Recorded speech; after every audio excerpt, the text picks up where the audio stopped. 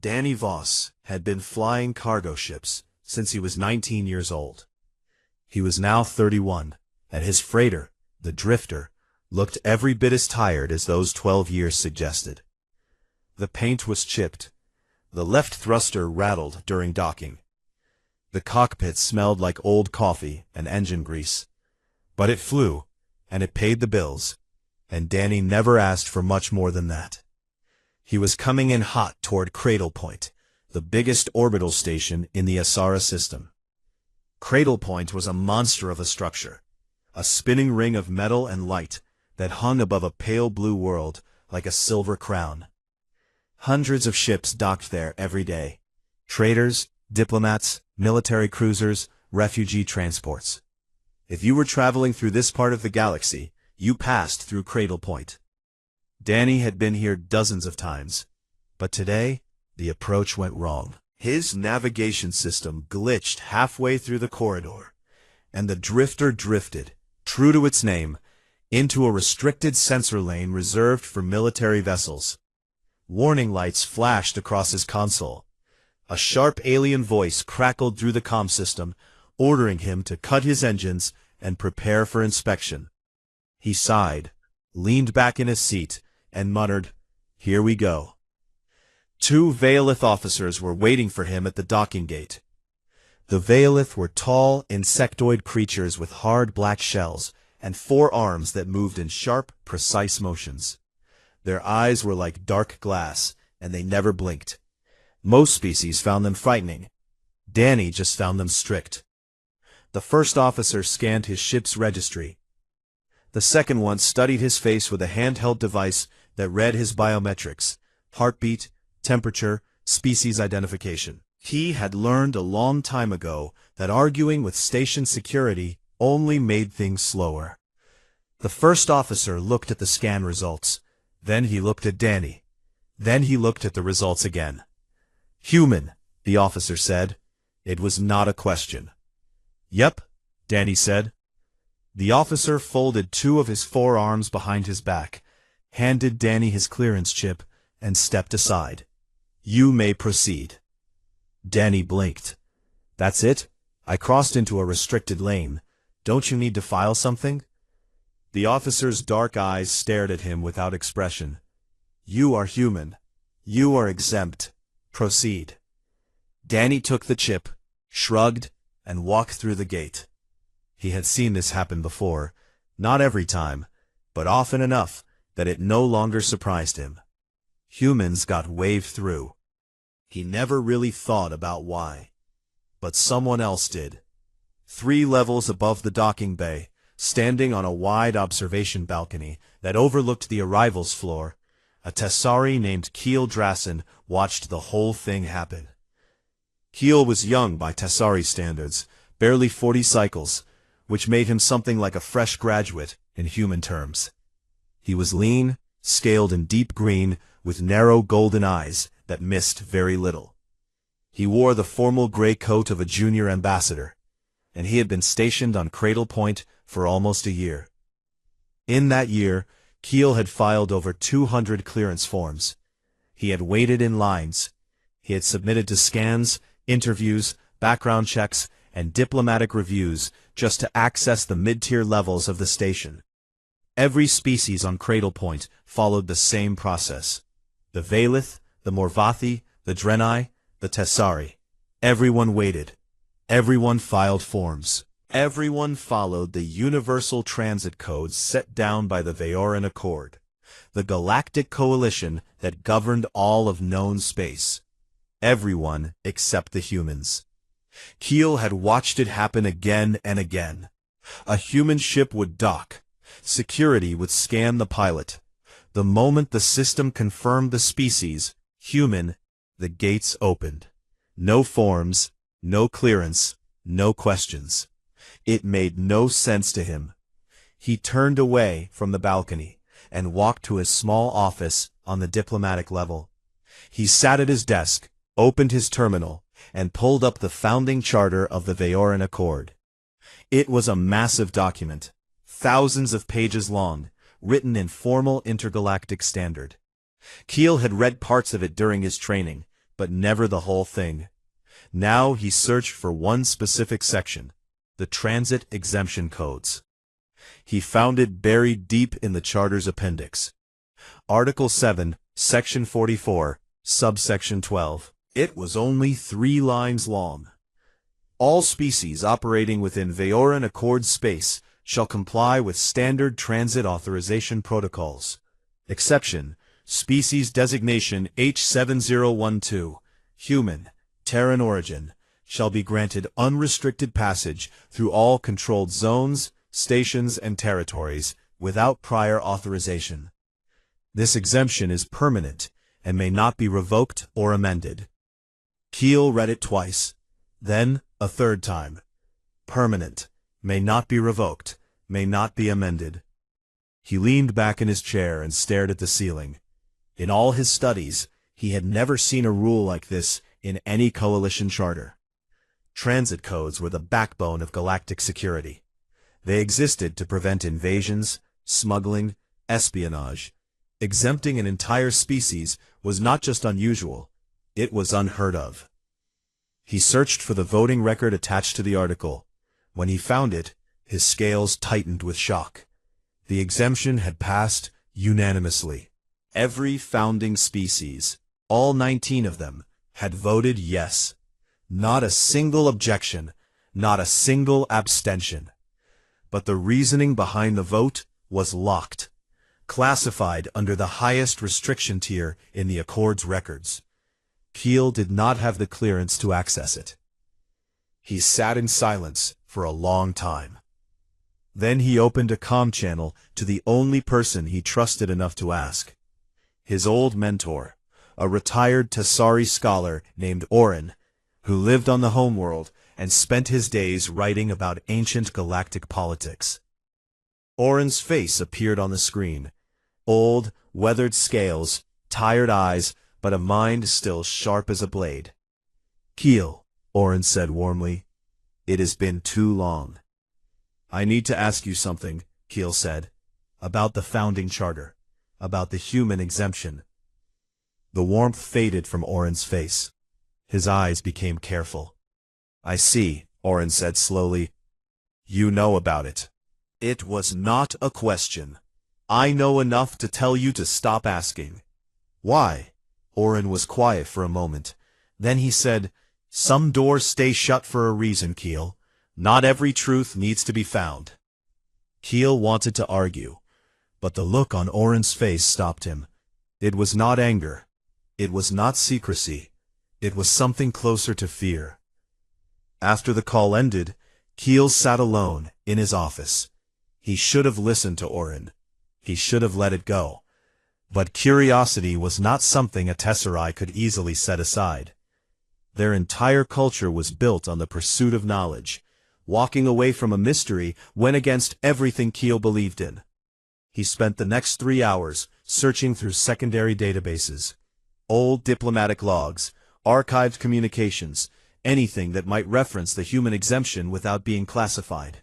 But deep in a corrupted file from the Accord's earliest days, buried under layers of damaged data, he found a fragment. An audio recording, barely 10 seconds long. The voice belonged to a Draenei commander, one of the original founders of the Accord. The recording was distorted, broken, and full of static. But the words were clear enough. "Do not lock them out. Whatever you do, never lock the humans out." The recording ended. Keel played it again. And again. He sat in the dim light of his office, listening to the fear in a dead commander's voice, and he knew he was not going to stop. Keel could not get the voice out of his head. He played the audio fragment 7 more times before he finally closed the file and pushed away from his desk. The fear in that dead commander's voice was real. It was old, and it was deep, and it came from someone who had seen something terrible. He needed more. The station archives on Cradle Point were good, but they only went back so far. If he wanted the full story, he would have to go to the surface, to Asara itself, where the oldest records in the galaxy were kept. The deep archives of Asara were maintained by the Morvathi. They were the oldest known species in the Vayoran Accord. Slow, patient, aquatic beings with long silver bodies and soft voices that seemed to come from everywhere at once. The Morvathi remembered things that other species had forgotten centuries ago. They kept records not out of duty, but out of something closer to instinct. Forgetting, to a Morvathi, was the same as dying. Keel had a contact among them, a Morvathi archivist named Ulysses, whom he had met during a cultural exchange program 2 years ago. Ulysses was calm, thoughtful, and difficult to read, like most of her kind. But she owed Keel a favor. He had helped her translate a set of ancient Tessari texts that no one else could decode. Now, he was going to collect. He sent her a message. She responded within the hour. She would grant him limited access to the deep archive. But she warned him, he would only be allowed to read, no copying, no recording, and he could not share what he found without Morvathi approval. Keel agreed and took the next shuttle to the surface. While Keel descended through the pale blue clouds of Isara, Danny Voss was already back in space. He had picked up a new contract, a cargo run to a fringe colony called HFY. The colony was under quarantine. A fungal outbreak had swept through the settlement, and the local medical teams were overwhelmed. Somebody needed to deliver supplies, and nobody else had volunteered. Danny did not volunteer out of courage or heroism. He volunteered because the pay was decent and the route was short. That was how he explained it to himself anyway. His co-pilot for the run was a woman named Nora Beckett. She was a field medic, 35 years old, brown hair pulled back tight, steady hands, and the kind of quiet confidence that came from having seen too many bad days and survived all of them. She had been working on fringe colonies for 6 years, patching up miners, treating alien diseases, pulling people back from the edge. She didn't talk much, and when she did, she meant every word. They were 2 hours into the flight when Danny brought it up. "Hey, Nora. You ever think about why we get free passage everywhere?" Nora looked up from her medical inventory list. "What do you mean?" "Like, at stations, checkpoints. We just walk through. No forms, no clearance. Every alien has to wait in line, but we just go." Nora shrugged. People don't lock their doors against the ones who save their house from burning down. Danny waited for her to say more. She didn't. She went back to counting antibiotics. "That's it?" he said. "That's your whole explanation?" "I don't need to explain it," Nora said. "It happened before we were born. Somebody did something good, and we're still living off the credit. Best thing we can do is not waste it." Danny wanted to push further, but Nora's tone made it clear the conversation was over. He turned back to the controls and watched the stars slide past. On the surface of Asara, Keel entered the deep archive. It was not what he expected. The Morvathi did not store their records in computers or databanks. The archive was a vast underground lake, dark and still, with bioluminescent symbols drifting through the liquid like living text. To read the records, Keel had to use a translation device that converted the light patterns into text on a screen. Ulysses guided him through the system. She moved through the water with slow grace, her silver body catching the dim light. She did not ask Keel why he was here. She already knew. "You are looking for the Athera breach," she said. Keel froze. "How did you know?" "Because everyone who asks about the human exemption ends up here, and the answer is always the same." She led him to a deeper part of the archive, where the water was colder and the light was dimmer. The symbols here were older. Some of them predated the Accord by decades. Keel sat on the stone edge of the pool and began to read. The Athera breach. It had happened 42 standard years before the Vayoran Accord was founded. An extragalactic species, the Athera, had broken through into the local cluster via a collapsed wormhole near the outer rim. Nobody knew where they came from. Nobody knew what they wanted. They did not communicate. They did not negotiate. They consumed. Worlds, stations, fleets. The Aethera devoured everything in their path like a fire eating through dry wood. The existing alliances tried to respond, but they were too slow. Fear spread faster than the Aethera themselves. One by one, the major species did what fear always tells you to do. They closed their borders. The Vaylith sealed their military corridors. The Tessari locked down their colony networks. The Morvathi retreated into their deep ocean worlds and shut the surface gates. The Draenei activated planetary shields and cut all external communications.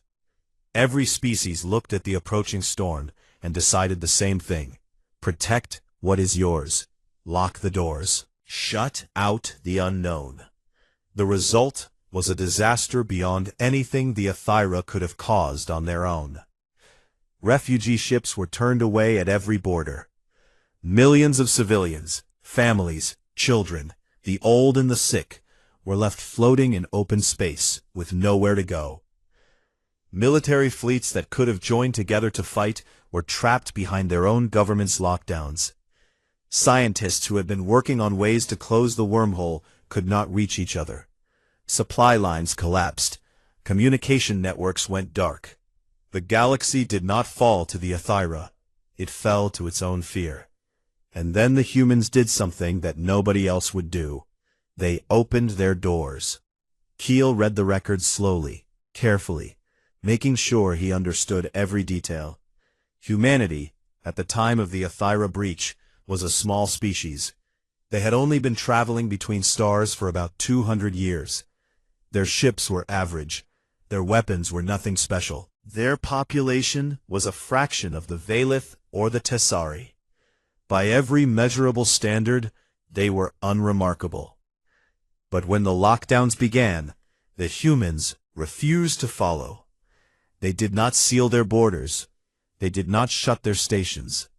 Instead, they broadcast a message on every open channel, in every known language, to every species in range.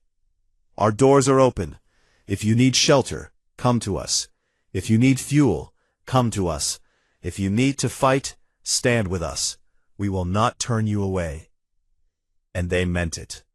Human stations took in refugees by the thousands. Human ports let foreign warships dock, refuel, and rearm without asking for anything in return.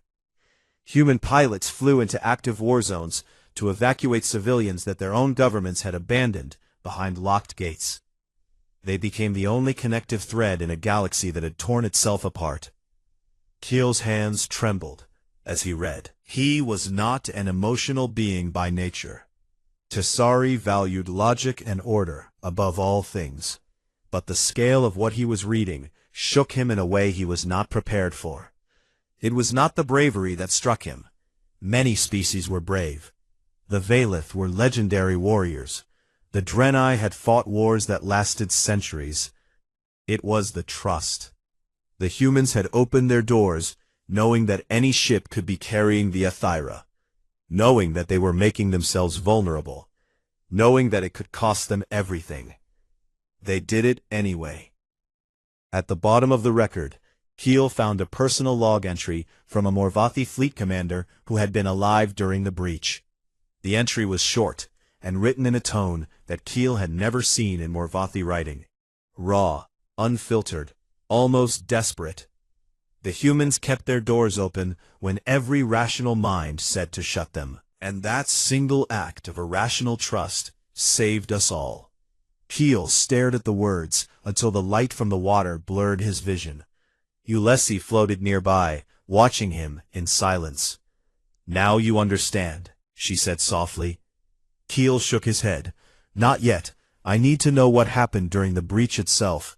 The battles, the evacuations. I need to know who did this.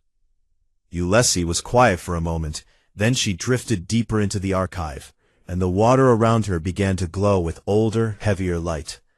Then follow me, she said, and I will show you the ones who flew through the fire. The deeper part of the archive was colder. The light that drifted through the water here was not the soft blue of the upper levels. It was amber, heavy, and slow-moving, as if the memories stored in this place carried weight. Keel pulled his coat tighter around his scaled shoulders and sat on the stone ledge as Ulysses brought the old records to life. What followed was not a summary. It was not a report. It was the raw, unfiltered account of 11 days that changed the galaxy forever. Eli Marsh was 38 years old when the Athira breach reached the Tessari border colonies. He was the captain of a mid-range human cruiser called the Long Path, a ship built for long hauls, not combat. It had decent engines, basic shielding, and a crew of 112 people who were used to hauling freight between outer rim settlements. They were workers. When the lockdowns began, Eli was docked at a refueling station near the Tessari border. He watched the Galactic Communications network go dark, one channel at a time. First, the Draenei went silent. Then the Valith sealed their military frequencies. Then the Tessari government issued a full border closure. Every gate, every corridor, every station in Tessari space was locked down. Nothing in, nothing out. Within hours, the distress calls started. The first came from a Tessari civilian transport carrying 4,000 refugees, families who had fled the outer colonies when the Athira arrived. They had reached a Tessari border station, but the station refused to open its gates. Government orders, no exceptions. The transport was running out of air. The second call came from a group of Valith soldiers stranded on a damaged outpost. Their fleet had retreated behind the Valith blockade, and no one was coming back for them. They had no medical supplies. They were asking anyone at all, to help. The third call came from a Morvathi research team on a deep space lab. They had been studying the collapsed wormhole when the Athira poured through. They had data, critical data about the wormhole's structure that might help close it. But they were trapped behind a Tessari quarantine zone, and no one would let them out. Eli listened to all three calls. He stood on the bridge of the Long Path, hands on the railing, staring at the navigation map. Every route to those people passed through sealed gates, locked corridors, and military blockades.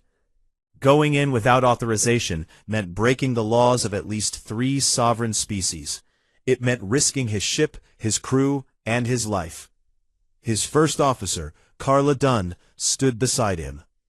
Carla was sharp, cautious, and practical. She was the one who kept the Long Path running when everything else fell apart. She looked at the same map and saw the same thing Eli did. "We don't have the firepower to force through a blockade," she said. "And if the Athira catch us in open space, we're dead." "I know," Eli said. "So what do you want to do?" Eli was quiet for a moment. Then he reached for the ship-wide comm and opened a channel to every member of his crew. "This is the captain," he said. "I'm not going to lie to you. What I'm about to do is dangerous, and it's probably illegal. There are people out there, thousands of them, trapped behind locked doors. Their own governments left them to die. I'm going to go get them. Anyone who wants off, I'll drop you at the nearest open port. No judgment. But I'm going, and I'm going now." Not a single person left. Eli turned to the main comm array and broadcast on all channels. Tessari, Valith, Morvathi, every frequency he could reach. "This is Captain Eli Marsh, of the human vessel Long Path. We are coming through. Do not fire." Then he flew straight into the sealed corridors. The first gate they hit was a Tessari quarantine seal, a massive energy barrier designed to stop warships.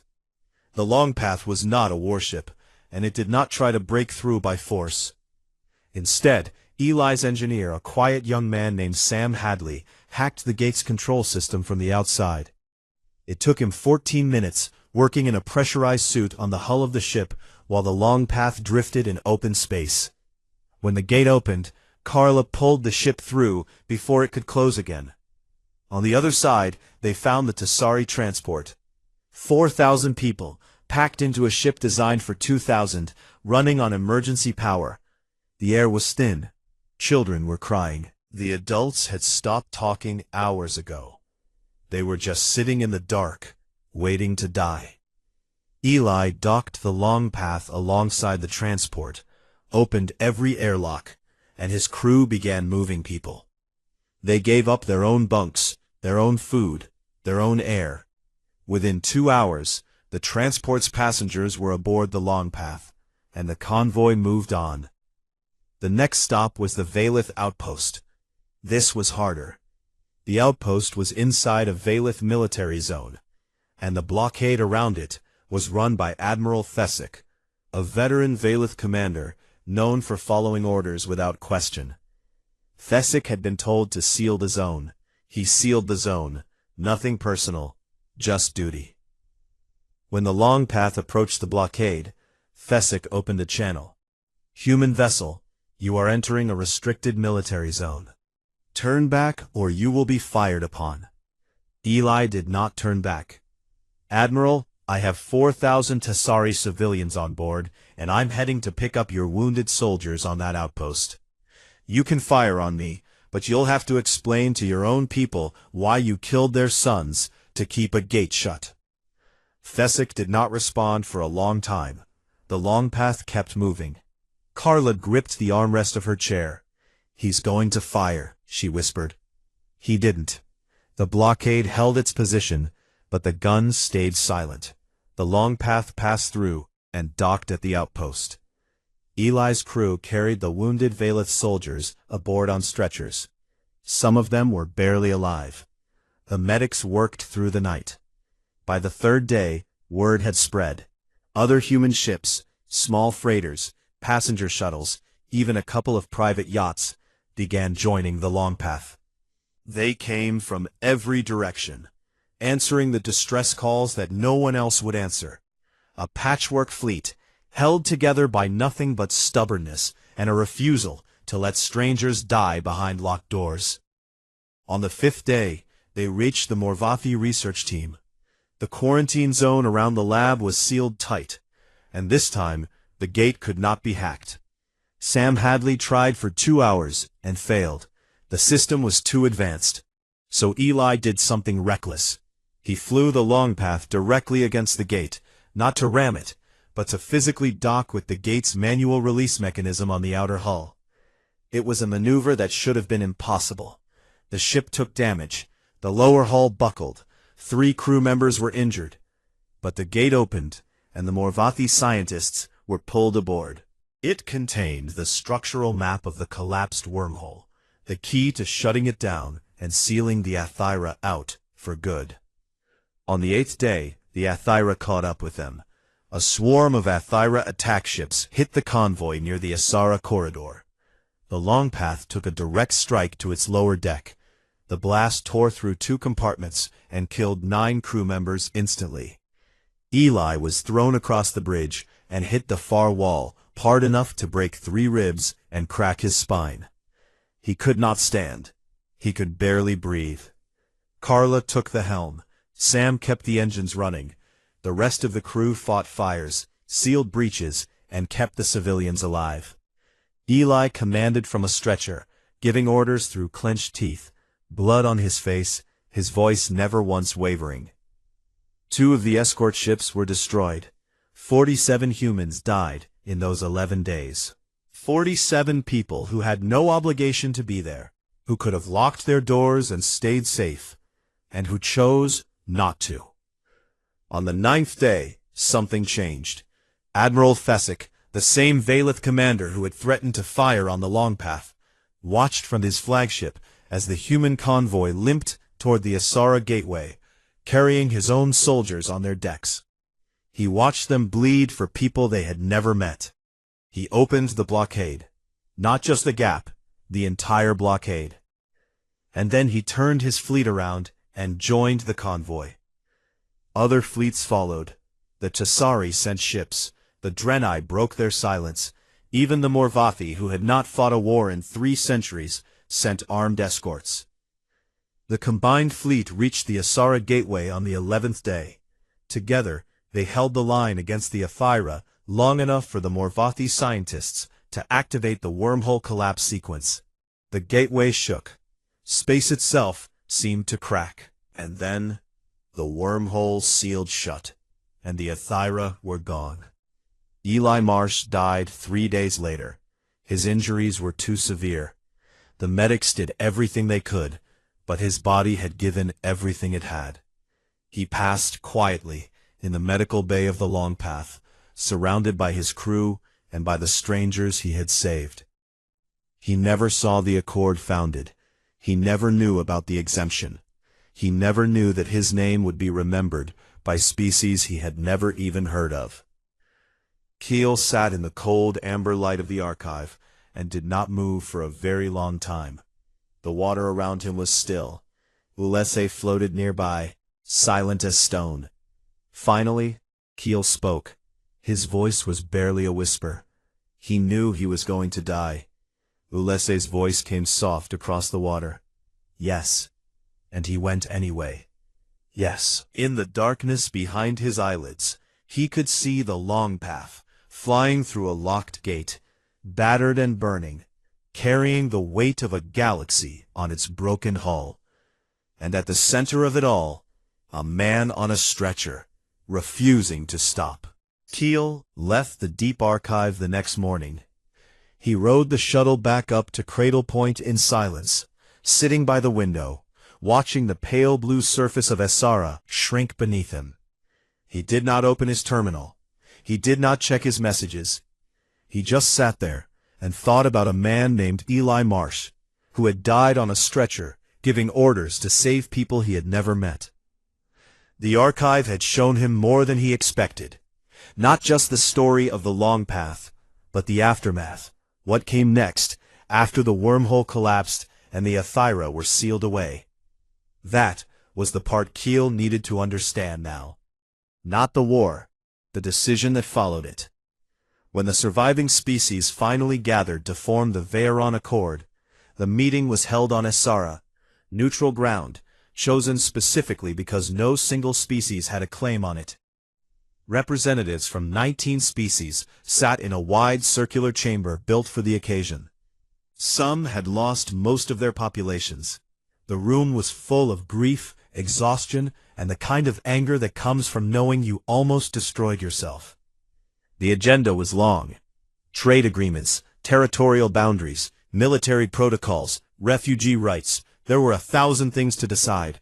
But before any of it, before the first official item was even introduced, the Morvathi delegate rose from the water basin at her seat and spoke. Her name was Silur.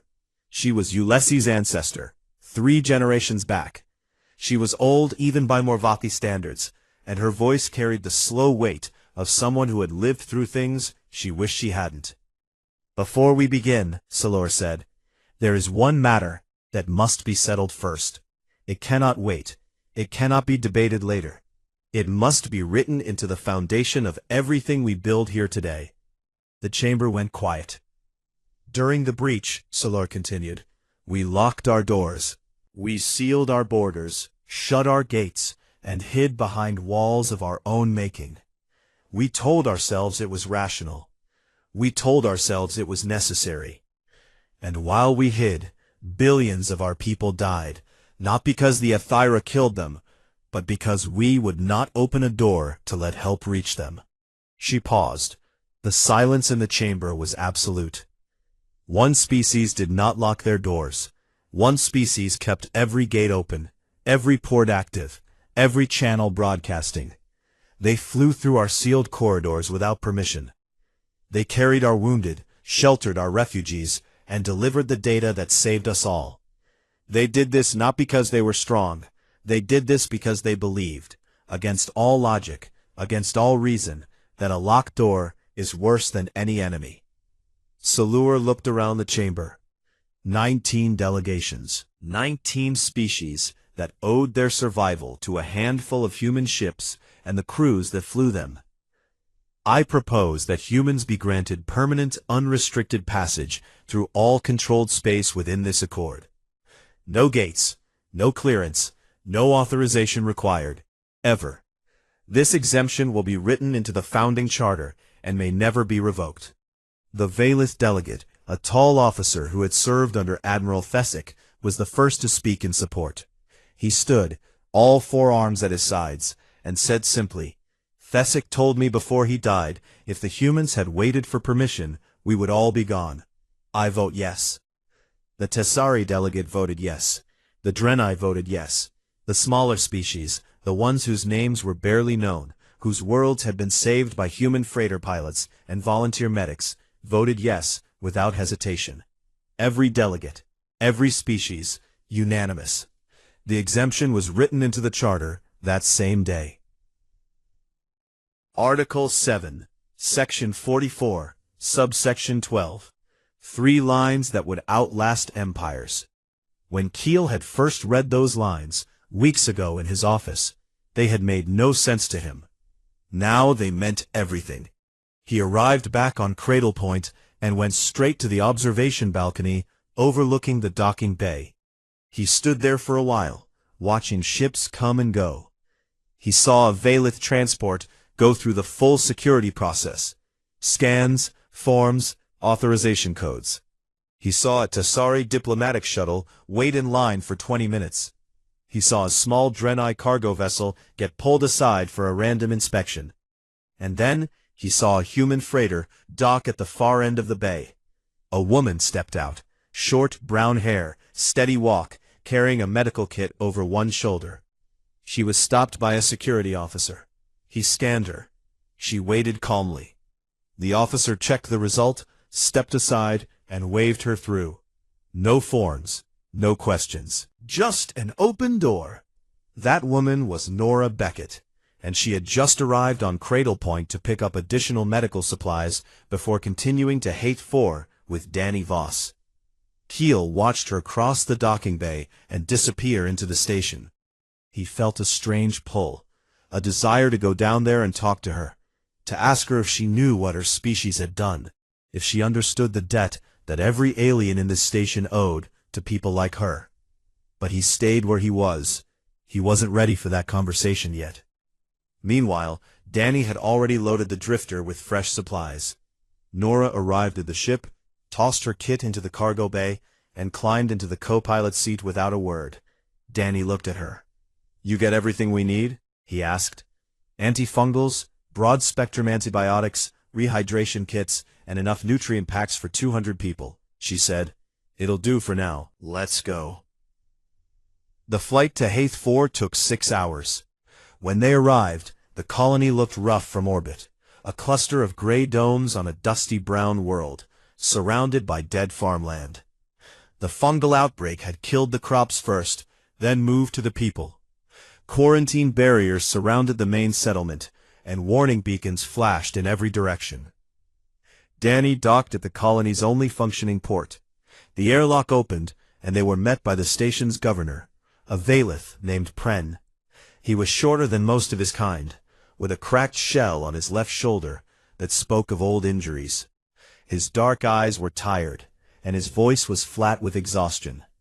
"Human cargo vessel," Pren said, reading from a datapad. "I see no prior authorization for landing in a quarantine zone." Danny opened his mouth to explain, but Pren raised one of his 4 hands to stop him. "It's fine," Pren said. "You're human. Come in." Nora stepped forward. "Where are your sick?" Pren led them into the colony. The main medical building was overcrowded, rows of cots filled with Valith colonists, many of them children, covered in the gray patches of fungal infection. The local doctors were doing their best, but they were out of medicine and out of time. Nora didn't hesitate. She set up a triage station in the middle of the room, sorted patients by severity, and started treating the worst cases immediately. Danny hauled supply crates from the ship, one after another, stacking them where Nora pointed. He didn't complain. He didn't ask questions. He just worked. Pren watched them. After an hour, he approached Danny at the supply dock. "Can I ask you something, human?" Danny wiped sweat from his forehead. "Sure." "Why did you come here? You have no connection to this colony. You have no reason to risk exposure to the fungal agent. Why?" Danny thought about it for a moment. Somebody had to. Pren studied him with those dark, unblinking eyes. Then he turned and pointed to a small symbol etched into the wall beside the airlock. It was a simple image, a ship flying through an open gate. The same symbol was on every station, every outpost, every colony in the Accord. "Do you know what that means?" Pren asked.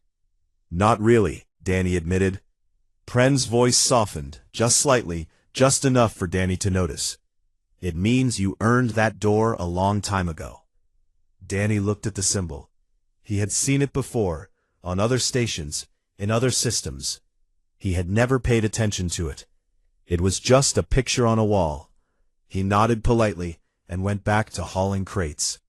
That night, after the worst patients had been stabilized and Nora had finally sat down to eat something, Danny found himself standing outside the medical building, looking up at the stars. The air on HFY was thin and dry, and the sky was full of unfamiliar constellations. He thought about what Pren had said. He thought about the symbol on the wall. He thought about all the times gates had opened for him without explanation. All the times security officers had waved him through with that same phrase, "You are human. You are exempt." He had never asked why. He had never cared enough to wonder. Standing under a sky full of alien stars, on a world he had no connection to, having spent the day hauling medicine for people he would never see again, Danny Voss still did not understand what made humans different. And maybe that was exactly the point. The fungal outbreak on HFY was contained in 4 days. Nora worked through most of them without stopping. She slept in short bursts on a cot in the corner of the medical building, woke up, washed her hands, and went back to treating patients. By the 3rd day, the gray patches on the worst cases had started to fade. By the 4th day, the colony's own doctors were able to take over again, armed with the supplies Danny had carried in, and the treatment protocols Nora had written out by hand on scraps of medical paper. The children recovered the fastest. By the morning of the last day, a group of them had gathered near the cargo port where the drifter was docked. They were young Valeth, small, with soft shells that hadn't hardened yet, and eyes that were too big for their heads.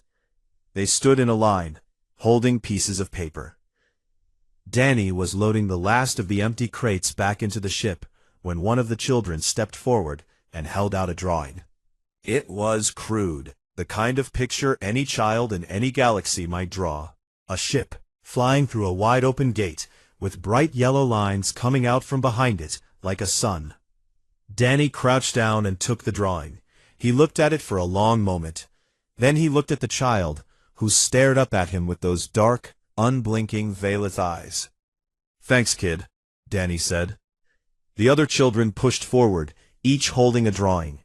Some showed the ship, some showed a person carrying boxes. One of them showed 2 stick figures, one tall, one short, standing side by side inside a circle. Danny didn't know what it meant, but he took every drawing and stacked them carefully. Nora came out of the medical building and saw the pile of drawings on the cargo ramp. She picked up the first one, the ship through the gate, and studied it quietly. "Cute," she said. Then she walked into the cockpit and pinned it to the wall above the navigation console. Danny climbed into the pilot seat. Nora strapped in beside him. The drifter lifted off from HFY, and the dusty brown world shrank behind them until it was just a dot against the black. They flew in comfortable silence for a while. Danny stared at the drawing pinned above his console. A ship through an open gate. "Nora," he said. "Yeah," she replied. "You ever wonder if we deserve it? The free passage thing?" Nora thought about it. "I don't think it's about deserving. I think it's about remembering." "Remembering what?" "That somebody a long time ago did the right thing when it was easier not to. And the rest of us just try to keep that going." Danny didn't say anything for a long time after that. Back on Cradle Point, Heel Drassen sat in his small office and wrote. He had spent 3 days organizing his thoughts since returning from the deep archive. He had read the records. He had heard the voice of the dead Draenei commander. He had seen the story of Eli Marsh and the Long Path, the locked gates, and the 11 days that changed everything. He had watched humans walk through checkpoints that held everyone else for hours. Now, he put it all into words. His report was addressed to the Tasari High Council, the governing body of his species. It was not a military briefing or a policy recommendation. It was something simpler. Keel called it a lesson. He wrote about how every species, including the Tasari, had sealed their borders out of fear, and how that fear had killed more people than the enemy itself. He wrote about how a single human captain with a battered freighter and a crew of ordinary workers had done what no fleet, no government, and no alliance had been willing to do. He had opened the doors. And then Keel wrote the part that mattered most to him. "We study the humans as if they are a puzzle to be solved," he wrote. "We look at their technology and find it average. We look at their military and find it modest. We look at their lifespans and find them short. By every measure we use to rank species, humans are unremarkable. And yet, when the galaxy was dying, they were the only ones who moved. Not because they were strong enough, not because they had a plan, but because they believed, in some deep and stubborn part of themselves, that a locked door is worse than any danger on the other side. They walked into fire for strangers. They bled for people they had never met and would never see again. They did not ask for thanks. They did not ask for power. They simply kept the doors open and trusted that it was the right thing to do. That is why they are exempt. Not because we owe them, because they remind us of what we forgot, that survival is not about walls, it is about doors. He read the report once, made a few corrections, and submitted it to the council. Then he left his office and walked through the station. It was evening by Cradle Point's cycle. The lights had dimmed to a soft gold, and the corridors were quieter than usual. Keel walked slowly, passing through the commercial levels, the residential rings, the diplomatic wing. He passed species of every kind, tall Valith officers, clusters of chattering Draenei traders, a Morvathi diplomat gliding through a water channel built into the floor.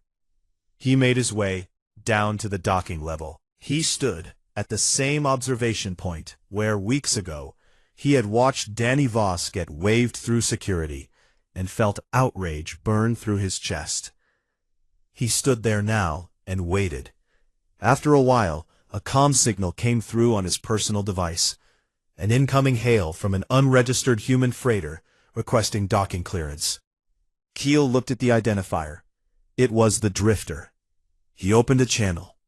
"Human vessel Drifter, this is Keel Drassen, Tasari Diplomatic Corps. Welcome back to Cradle Point." There was a pause. Then Danny's voice came through, casual and a little confused. Thanks? Do I know you?" "No," Keel said, "but I know you, in a manner of speaking." Another pause. "Okay, that's not creepy at all." Keel found himself doing something rare for a Tasari. It felt strange on his face. His scales shifted in a way they weren't used to, but it felt right. "I have been researching something," Keel said. "The reason humans are allowed to pass through any gate without authorization. I wanted to tell you, I found the answer." "Yeah?" Danny sounded genuinely curious now. "What is it?" Keel thought about Eli Marsh on a stretcher, giving orders through broken ribs. He thought about Carla Dunn, holding the helm of a burning ship. He thought about Sam Hadley on the hull in a pressure suit, hacking a gate with frozen fingers. He thought about Nora Beckett, pinning a child's drawing to a cockpit wall. He thought about Danny Voss, who flew medicine to a dying colony because somebody had to. "Your people opened a door," Keel said, "when the rest of us were too afraid to do it ourselves. And the galaxy decided that the least it could do was never close a door on you again." Then he laughed. A short, awkward, very human laugh. I don't know anything about all that history stuff, man. I just deliver boxes. Keel's smile widened. That, he said, is exactly the point. The drifter docked at Cradle Point. The gate opened before Danny even requested clearance. He walked through the checkpoint, nodded to the Valith security officer, and disappeared into the station to find a hot meal and a place to sleep. He did not think about why the gate opened for him. He never did. Somewhere in the station, on a wall that Danny had passed 100 times without noticing, a small plaque displayed the words that had been written into the founding charter of the Veyron Accord and installed in every station, every outpost, and every colony across the known galaxy. Let no gate be sealed against those who would open it for others. Let the humans pass. They have earned every door. It always did.